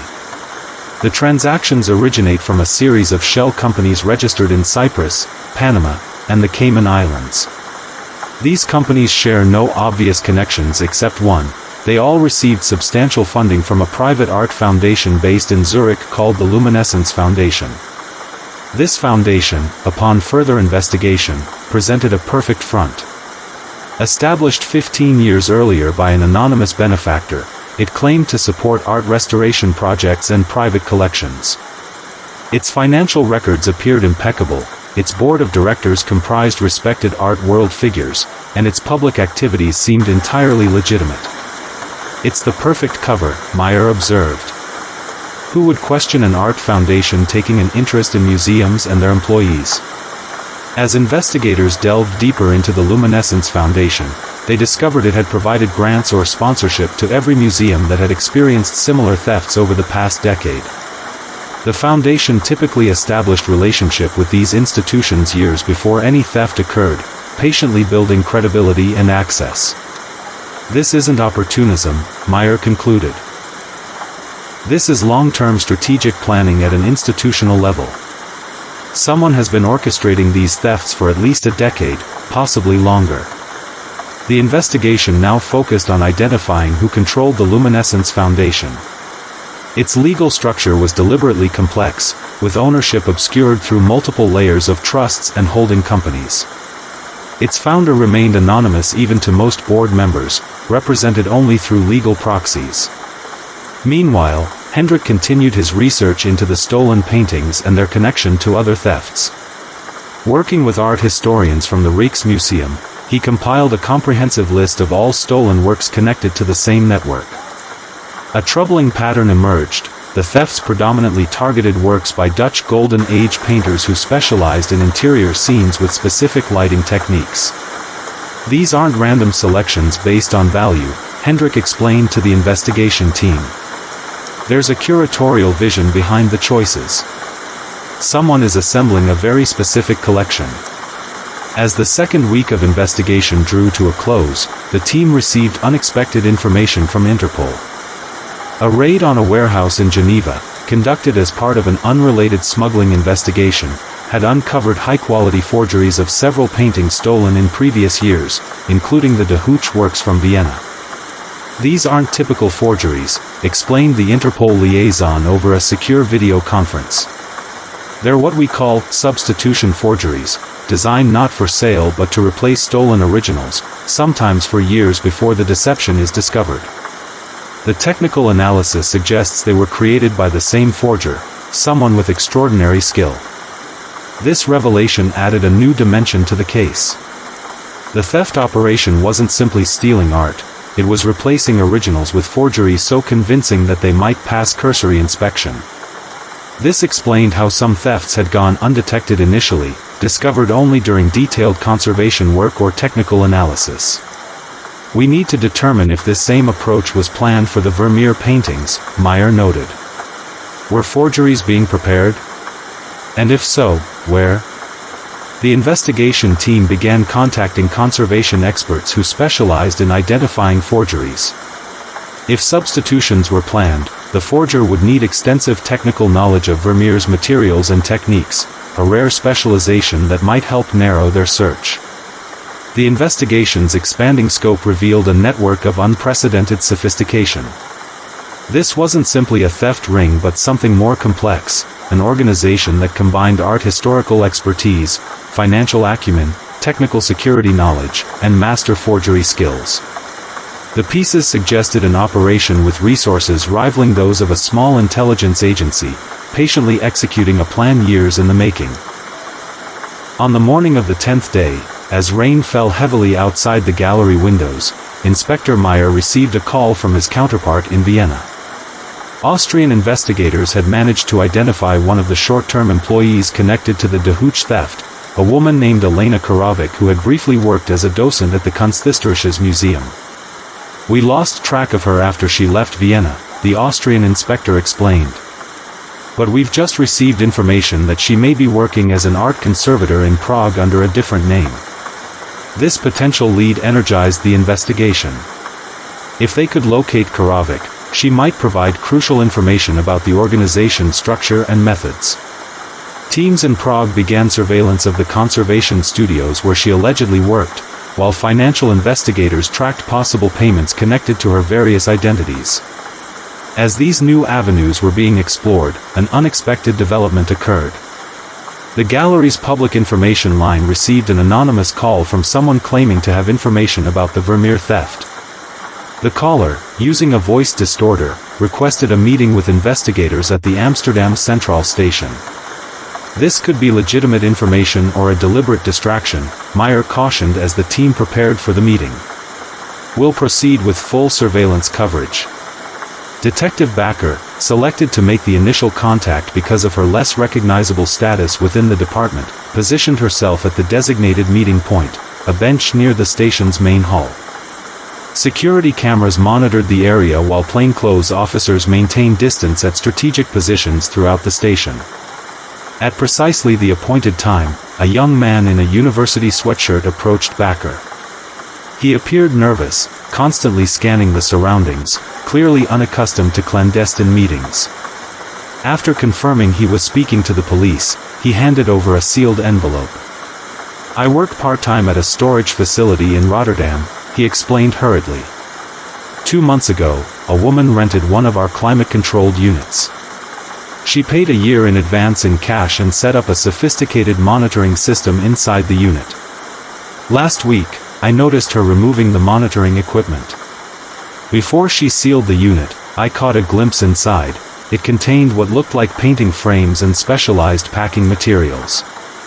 The timing seemed suspicious after hearing about the Vermeer theft on the news. The envelope contained photographs the young man had secretly taken of the storage unit door, the woman's rental agreement with a likely false name, and partial records of her access dates. Most valuable was a short video clip showing the woman entering her security code, footage that might finally provide a clear image of their suspect. "She always wore that same hat," the young man added. "But this last time, she seemed in a hurry and less careful about concealing her face." Detective Backer thanked him for the information, providing a secure contact method should he discover anything else. As he left, Surveillance teams confirmed no one had followed him and he hadn't made contact with anyone else in the station. Back at the investigation headquarters, the team reviewed the new evidence. The video footage, enhanced by technical specialists, provided their first clear image of the mystery woman, slender, mid-40s, with distinctive facial features that could finally be run through identification databases. The storage facility information offered an immediate lead. If the Rotterdam unit still contained evidence connected to the theft, they needed to secure it immediately. "We'll need a warrant," Meyer noted, already contacting the prosecutor's office. "And we'll approach with full tactical support. If this facility contains the stolen paintings or evidence of forgery operations, it represents an extremely valuable target that may be under surveillance by the theft organization itself." As preparations for the Rotterdam operation began, the facial recognition search yielded results. The mystery woman matched identification records for Marguerite Solin, a French conservator who had studied at the prestigious Institut National du Patrimoine in Paris before disappearing from professional circles nearly 15 years ago. Her thesis research focused on Dutch Golden Age painting techniques, Hendrik noted as he reviewed her academic history.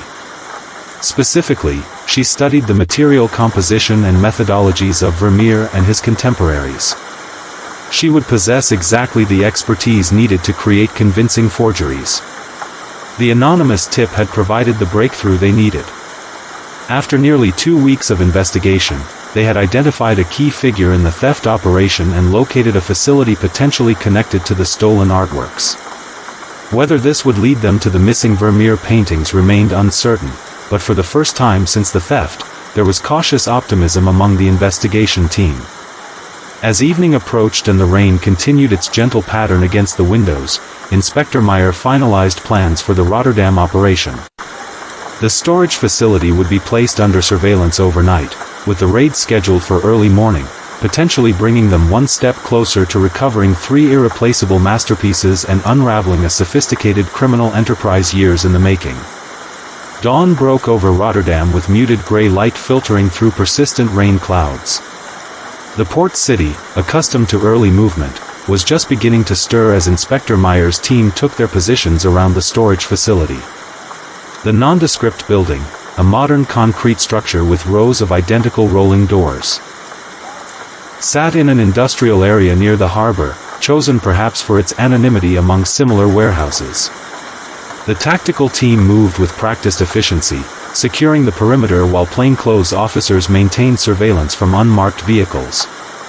At precisely 5:30 a.m., with the warrant secured and all personnel in position, Meyer gave the signal to proceed.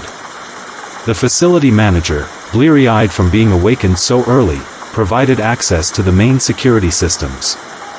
The unit identified in the anonymous tip, number 217, was located in a climate-controlled section of the building, accessible through an interior hallway with additional security measures. These units rent for premium rates, the manager explained, leading them through the facility. They maintain constant temperature and humidity levels, with independent power systems and air filtration. They're typically used for wine collections, sensitive electronics, or valuable collectibles. As they approached Unit 217, Inspector Meyer motioned for the tactical team to take position. The storage unit, unlike the standard rolling doors in other sections, featured a heavy security door with an electronic lock system. The manager used his override code to disable the lock, stepping back as the tactical team prepared to enter. Amsterdam Police. "We have a warrant," Meyer announced firmly but without shouting, as the door swung open. The tactical team entered first, quickly confirming the unit was unoccupied. What they found inside, however, exceeded their expectations. The space, approximately 5 meters by 4, had been transformed into a miniature conservation studio. One wall was lined with specialized storage racks designed for paintings. Opposite stood a workbench with conservation tools, pigments, and technical equipment for analyzing artistic materials. And there, secured in custom-built transport frames, were the 3 Vermeer paintings. Hendrik, who had been brought along to verify the artworks, stepped carefully into the unit after it had been secured. His hands trembled slightly as he approached the paintings, eyes widening in professional assessment. "These appear to be the originals," he confirmed after several minutes of close examination. "I'll need proper equipment to verify absolutely, but the brushwork, craquelure patterns, and pigment characteristics are consistent with Vermeer's known techniques. They seem undamaged." The recovery team documented everything meticulously, photographing the unit's contents, collecting samples for forensic analysis, and carefully packing the paintings for secure transport back to Amsterdam. Beyond the paintings themselves, the storage unit contained a wealth of evidence, detailed notes on security systems, architectural plans of several European museums, forged identification documents, and specialized equipment for defeating alarm systems. Most significantly, they discovered 3 partially completed canvases that appeared to be forgeries of the stolen Vermeers, extraordinary replicas that might have fooled all but the most discerning experts. The forgeries remained unfinished, suggesting the theft had proceeded faster than the preparation of their replacements. She was planning to substitute these forgeries once they were completed, Hendrik noted, examining the replicas with professional admiration despite himself. "The technical skill is remarkable. She's replicated Vermeer's underlayers and preliminary sketching exactly." By mid-morning, the paintings had been transported under heavy security back to Amsterdam, where further authentication and examination could be conducted in the Rijksmuseum's conservation department. Meanwhile, the investigation shifted focus to locating Marguerite Solin, now their primary suspect not just in the Vermeer theft but potentially as the master forger behind multiple art crimes across Europe. Financial investigators continued tracing the complex web of transactions connected to the Luminescence Foundation, hoping to identify the organization's leadership and financial backers. Their efforts revealed a sophisticated laundering operation that had moved millions of euros through art purchases, gallery investments, and conservation grants over 15 years. 3 days after the recovery of the paintings, a breakthrough came from an unexpected source. Willem Clausen, the director of the Vermeer Gallery, requested an urgent meeting with Inspector Meyer.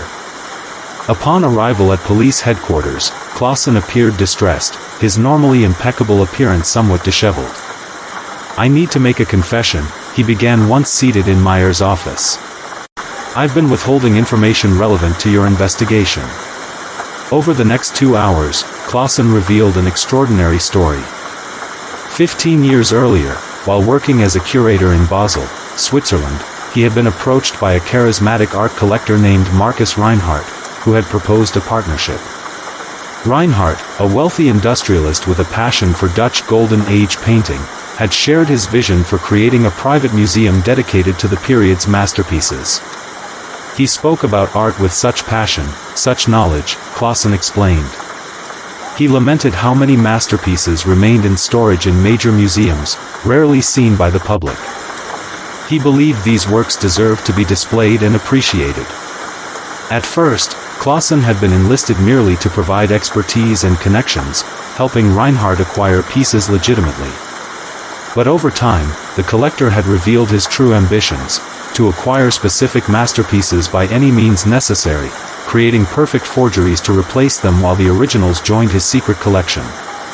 "I never participated directly in any theft," Clausen insisted, though his hands shook as he spoke. "But I provided information, made introductions to security specialists and conservation experts. I helped establish the Luminescence Foundation as a vehicle for building relationships with target museums." Most shockingly, Clausen revealed that Marguerite Solin, the master forger they were searching for, was actually Reinhardt's wife, a conservator whose genius for replication had made the entire scheme possible.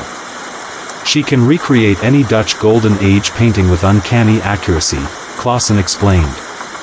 "She's spent decades studying the materials, techniques, even the specific canvases and grounds used by different artists.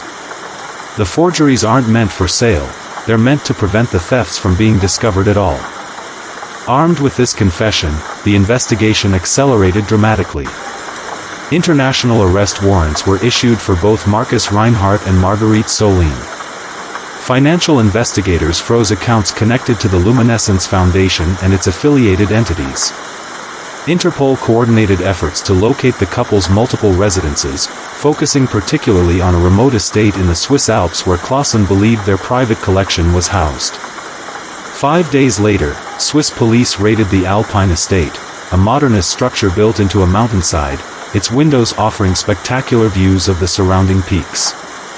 Inside, they discovered what one officer described as a museum-quality collection that would rival many national galleries. Displayed throughout the home's climate-controlled rooms were dozens of paintings, including works believed stolen from museums across Europe over the past 15 years. Marcus Reinhardt was arrested on site. His wife, however, had apparently fled shortly before the raid, taking with her several smaller artworks and financial documents. An international manhunt continued, with sightings reported in various European cities but no confirmed location. 3 weeks after the theft, the 3 Vermeer paintings were officially returned to the gallery in a private ceremony attended by the investigation team, gallery staff, and representatives from the Dutch Ministry of Culture. The paintings, confirmed as the authentic originals after extensive technical analysis, showed no damage from their ordeal.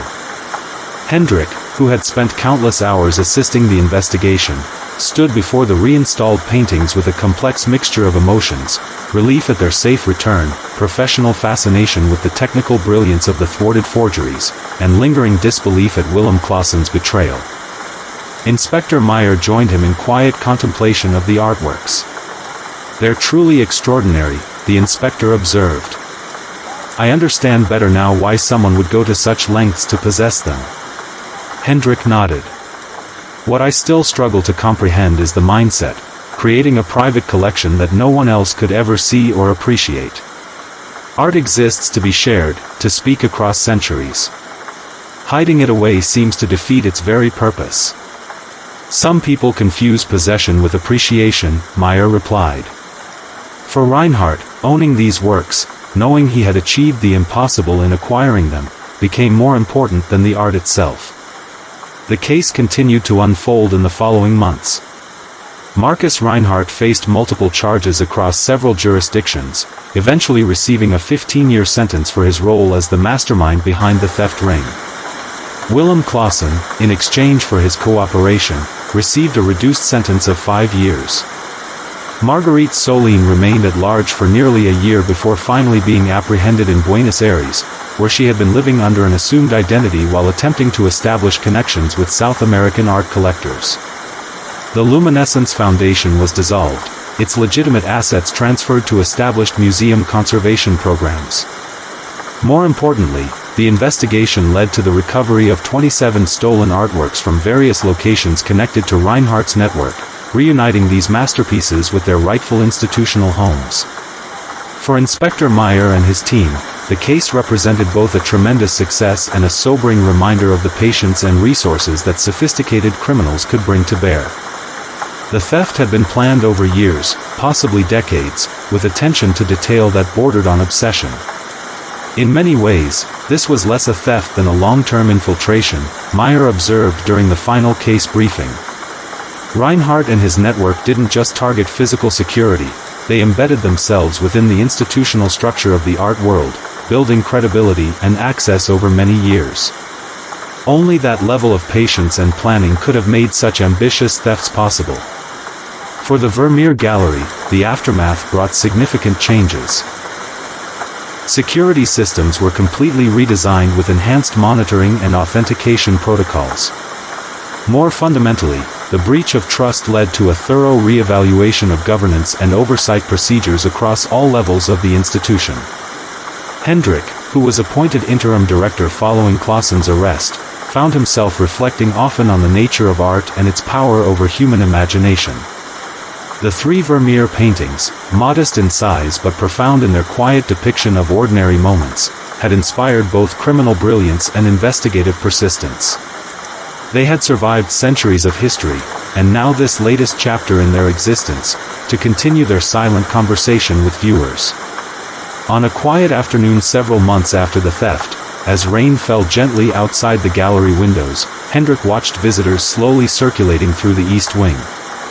They paused before the Vermeer paintings, leaning in to observe the delicate brushwork, the masterful rendering of light falling across ordinary objects and extraordinary moments.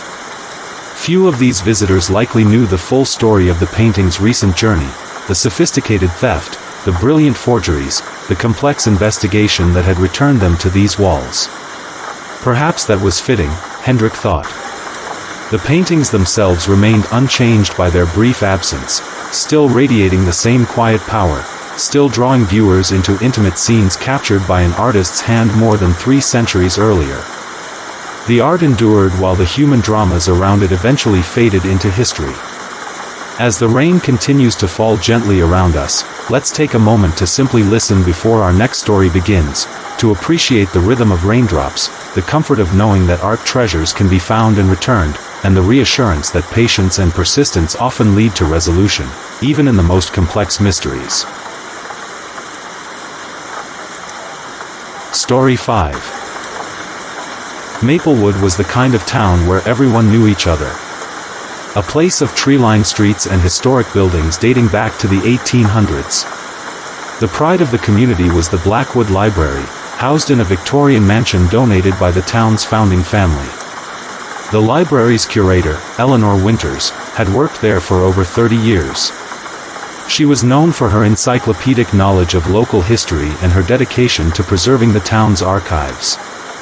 In November of 2005, as autumn leaves carpeted the grounds and early snowflakes began to fall, the library became the center of a mystery that would perplex the town for months to come. It was the morning of November 12th when young librarian assistant Thomas Reed arrived to find the library's rear door unlocked. This was unusual, as Eleanor was meticulous about security. Inside, nothing seemed disturbed at first glance. The books remained on their shelves, the antique furniture untouched. But when Thomas reached the rare book room, he noticed something strange. The glass display case that housed the town's most precious artifact, the original town charter signed in 1842, was empty. The document, valued at over $200,000, had vanished overnight. Even more puzzling was the absence of Eleanor herself. Her car remained in the parking lot, her office light still on, reading glasses placed neatly on her desk beside a half-finished cup of tea. Detective Sarah Morgan was assigned to the case. A 15-year veteran of the Maplewood Police Department with a reputation for solving complex puzzles. Her first step was to interview everyone with access to the library. The custodian, board members, volunteers, and other staff. Each interview revealed the same sentiment: Eleanor was trustworthy beyond question. Security footage showed nothing unusual. The cameras had mysteriously stopped recording at 9:17 p.m., resuming again at 6:43 a.m. The technical malfunction created an unfortunate gap in the timeline. Detective Morgan ordered a careful examination of the building. Forensic teams found no signs of forced entry. No fingerprints that didn't belong. No footprints in the soft ground outside the windows. It was as if both Eleanor and the charter had simply vanished into the rainy autumn night. News of the disappearance spread quickly through Maplewood. Residents organized search parties, combing through parks and wooded areas. Eleanor's sister arrived from Boston, bringing photographs and stories of Eleanor's life. The community gathered for a candlelight vigil outside the library. The Historical Society offered a reward for information. Local businesses displayed posters with Eleanor's photograph. The town newspaper ran daily updates on the investigation. Through interviews with neighbors and friends, a portrait emerged of a woman devoted to history and preservation. Someone who had dedicated her life to protecting the town's legacy. As weeks passed, Detective Morgan delved deeper into Eleanor's history. She discovered that before becoming curator, Eleanor had worked as an art restoration specialist. Among her personal effects was a journal containing notes about the charter. She had suspected it might not be the original document but rather a skilled reproduction. This revelation shifted the investigation. Had Eleanor discovered something about the charter that others didn't want revealed? Was this why both she and the document had disappeared? The detective began researching the charter's history. learning that it had changed hands several times before being donated to the library in 1978. 3 months into the investigation, a breakthrough came from an unexpected source. A professor from the state university contacted police after reading about the case. He had been corresponding with Eleanor about historical document authentication. In their exchanges, she had mentioned concerns about several items in the collection. Meanwhile, Detective Morgan discovered that one of the library board members, James Harrison, had a background in art appraisal. Something he had never disclosed during his interview. Harrison's family had connections to the original donors of the charter, creating a web of relationships that stretched back generations. The investigation led Detective Morgan to a small cottage on the outskirts of a neighboring town. A property owned through a trust connected to Harrison's family. There, they found Eleanor, living quietly with stacks of documents and authentication equipment. She wasn't hiding, she was working. Eleanor explained that she had discovered the charter was indeed a forgery. But more importantly, she had found evidence that the original had been replaced decades ago to hide alterations to land boundaries. She had taken the document not to steal it, but to protect it while gathering evidence. Fearing that those involved might destroy proof if they knew she was investigating. With Eleanor's evidence, authorities were able to trace the original theft back to a conspiracy involving several prominent families. The altered boundaries had allowed for development of protected historical land. Eleanor was cleared of any wrongdoing. Her dedication to historical truth vindicated. The community welcomed her back with relief and gratitude. James Harrison and 2 other board members faced charges related to fraud and conspiracy. The original charter was eventually recovered from a safe deposit box in a bank across state lines. The case became known as one of the most unusual in Maplewood's history. Not a violent crime, but one motivated by greed and the desire to rewrite history. As Eleanor returned to her position at the library, she implemented new security measures. But more importantly, she renewed the town's interest in their true history. Sometimes the greatest mysteries aren't about what was taken, but about what was hidden. Not about violence, but about truth. The Blackwood Library still stands today, with the authentic charter now properly displayed and protected. A reminder that history belongs to everyone, not just those who wish to control it. Story 6. Oakwood Harbor sits nestled between rolling hills and the Pacific coastline, a place where fog rolls in every evening and the lighthouse beam cuts through the mist like a sentinel. In the late 1980s, this quiet fishing community of just under 5,000 people was known for its annual seafood festival and close-knit community where everyone seemed to know everyone else's business. The town had one small police station, a main street lined with family-owned shops, and a harbor where fishing boats would come and go with the tide. Life moved slowly here, predictably, like the gentle ebb and flow of the ocean waves against the rocky shore. It's important to remember that behind every true crime story are real people whose lives were forever changed. We tell these stories not to sensationalize, but to understand the human elements that connect us all. As we explore this case, we'll do so with respect for everyone involved. Our story primarily revolves around 3 people. First, there's Marina Collins, the town librarian who had lived in Oakwood Harbor her entire life. At 42, Marina was known for her encyclopedic knowledge of books and local history. She lived alone in a small blue cottage overlooking the harbor, where she would often sit on her porch in the evenings, watching the fishing boats return. Then there's Thomas Blackwood, the owner of the town's antique shop. Having moved to Oakwood Harbor 15 years earlier from somewhere on the East Coast, Thomas was still considered something of an outsider, despite his friendly demeanor and involvement in community events. His shop contained curiosities from around the world, each with a story he was eager to share. And finally, Detective Sarah Morgan, a dedicated officer who had transferred to Oakwood Harbor's small police department after spending 10 years with the Seattle Police. She came seeking a quieter life, though as our story unfolds, she would find herself at the center of the most significant investigation in the town's history. Our story begins on a rainy Tuesday morning in October 1987, not unlike the rain you're hearing now. Marina Collins arrived at the library early, as was her custom, to prepare for the day ahead. As she unlocked the old oak doors of the library building, she noticed something unusual on the front steps, a small, ornate wooden box with intricate carvings that she'd never seen before. Inside the box was a collection of old letters, yellowed with age, tied together with a faded blue ribbon. There was no note, no explanation for why they had been left there. Marina, with her natural curiosity, carefully untied the ribbon and began to read. The letters appeared to be correspondence between two people from the 1950s, using only initials instead of names. They described a secret relationship and referenced meetings at a place called the Hollow Tree. What struck Marina as odd was that several of the letters mentioned landmarks in Oakwood Harbor.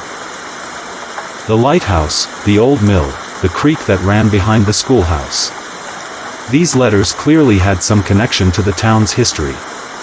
But there was something else that made Marina's skin prickle with unease. The final letter in the stack contained what seemed to be a confession to a crime that had never been solved. The letter read, "What we did that night can never be undone. The tide has washed away all evidence, but the weight of it stays with me. They may have declared it an accident, but we know the truth. I cannot carry this secret alone anymore." In the following days, Marina began to research the town's history, looking for any accidents or unsolved cases from the 1950s that might connect to the mysterious letters. She spent hours after work in the library's archives, poring over old newspapers and town records. After several evenings of research, Marina discovered reports of a boating accident from July 1956. A young woman named Eleanor Reed had drowned after her small sailboat capsized during a sudden storm. The investigation concluded it was a tragic accident, but there had been some initial speculation about the circumstances. Eleanor had been an experienced sailor, and the weather that day had not been particularly severe. Marina also found a photograph from that same year showing Eleanor with a group of friends at the harbor. Standing next to her was a young man whose name wasn't listed in the caption. There was something about his expression as he looked at Eleanor, a mixture of admiration and something else Marina couldn't quite place. As Marina continued her research, she noticed that the handwriting in the letters matched a sample she found in the archives, belonging to a man named James Harrington, who had been the town doctor in the 1950s.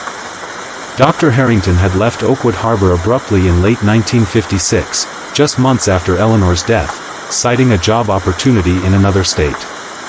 Not knowing what to do with her discoveries, Marina decided to consult Thomas Blackwood. As an antique dealer, he might be able to date the wooden box more precisely, and as someone interested in the town's history, he might have insights she had missed. When Marina showed Thomas the box and letters, his normally talkative demeanor shifted subtly. He examined the box carefully, confirming it was likely from the mid-20th century, but his attention seemed more focused on the letters themselves. He asked if he could keep them overnight to examine them more closely, promising to return them the next day. When Marina returned to Thomas's shop the following afternoon, she found him looking troubled. He confessed that he recognized the box. It was identical to one that had belonged to his grandmother. He explained that his family had a connection to Oakwood Harbor that predated his arrival. His grandmother had been friends with Eleanor Reed. Thomas revealed that family stories had always hinted that Eleanor's death wasn't as straightforward as the official record indicated.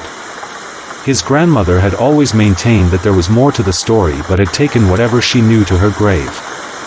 The letters seemed to confirm these suspicions. Marina and Thomas debated what to do with their discoveries. While the case was decades old, if the letters indeed suggested that Eleanor's death wasn't accidental, they felt obligated to share what they had found. They decided to approach Detective Sarah Morgan. Detective Morgan listened carefully to their story, examining the letters with professional interest. Though she explained that there were limitations to what could be done with such an old case, she was intrigued enough to look into the official police records from 1956. The original investigation had been brief.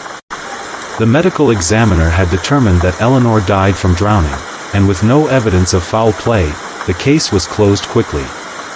However, Detective Morgan noticed that several witness statements seemed to contradict each other about who had last seen Eleanor alive and where she had been heading with her boat. One name appeared in multiple statements, Dr. James Harrington, who had reportedly treated Eleanor for a minor injury just days before her death. The same Dr. Harrington whose handwriting matched the mysterious letters. The key to understanding what happened seemed to lie with finding the hollow tree mentioned in the letters. Marina recalled an old oak tree in the forest preserve outside town, a local landmark known for its massive trunk with a hollow large enough for a person to stand inside. Detective Morgan, Marina, and Thomas visited the location together. The tree was still there, ancient and imposing. Inside the hollow, Morgan shone her flashlight along the inner walls and noticed something carved into the wood, initials, ER+JH, within a heart, and a date, July 2, 1956, just 1 week before Eleanor's death. Carefully examining the base of the hollow, Morgan found that one of the roots created a small, natural shelf. On a hunch, she reached into the space and felt something wrapped in oilcloth. It was a small diary, preserved from the elements all these years, with Eleanor Reed's name written on the first page. The diary revealed that Eleanor and James had been in a secret relationship. Eleanor's last entry, dated the day before her death, indicated she was planning to meet James at their special place, presumably the hollow tree, to discuss something important. She wrote that she was nervous but determined, and that everything must change after tomorrow. Through Eleanor's diary and additional investigation into old records, Detective Morgan was able to piece together what likely happened that day in 1956. Eleanor had discovered she was pregnant and was meeting James to tell him. Based on timing and circumstances, it appeared that James, unwilling to risk his reputation and marriage, had confronted Eleanor on her boat. An argument ensued, and in the struggle, Eleanor fell and hit her head before going overboard. James Harrington had lived with this secret for decades, finally seeking some form of confession through the letters he left at the library. Research revealed that he had passed away just 1 month before the box appeared on the library steps, suggesting this was his final act, a posthumous admission of guilt. While no legal justice could be served after so many years, the truth of Eleanor's story was finally known. A proper memorial was established in the town cemetery, acknowledging the true circumstances of her death and ensuring she would be remembered. The case of Eleanor Reed reminds us that the past is never truly buried. Secrets may lie dormant for years, decades even, but often find their way to the surface, seeking resolution. In small towns like Oakwood Harbor, stories become interwoven with the landscape itself, the harbor, the library, the hollow tree, each holding pieces of history both beautiful and tragic. Marina, Thomas, and Detective Morgan remained connected by their shared experience of uncovering this long-hidden truth. Each found a certain peace in knowing they had helped bring closure to a story that had waited too long to be told. As you drift towards sleep, perhaps reflecting on this tale from Oakwood Harbor, remember that even the quietest lives contain depths of experience that we can barely imagine. Behind every face is a complex story of hopes, fears, loves, and sometimes, secrets. Thank you for listening to tonight's true crime story for sleep. May your dreams be peaceful, and your rest deep and rejuvenating. Good night.